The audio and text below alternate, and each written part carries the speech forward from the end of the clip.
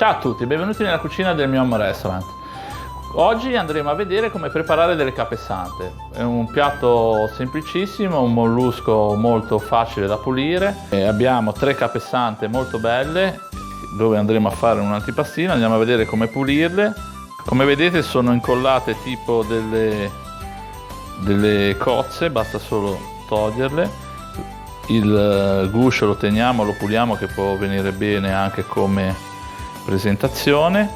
Il corallo, questa parte qui, molto semplice da staccare con le mani, e nel frattempo andiamo a togliere anche un po' di questa pellicina che poi se no va a rompere un po' le scatole quando si cucina la capasanta.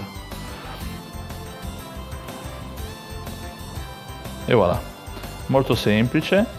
Questo è il frutto che io poi andrò a marinare, a cucinare. Questo è il corallo, che poi in un prossimo video andiamo a vedere anche come utilizzarlo, perché dà bel gusto e un ottimo colore ai piatti. Come avete visto è molto semplice preparare una capasanta, si potrà poi servire come antipasto, come secondo o anche nei primi, e si potrà cucinare scottata, gratinata. Nei prossimi video vi farò vedere come la preparo io. Ciao a tutti da Andrea.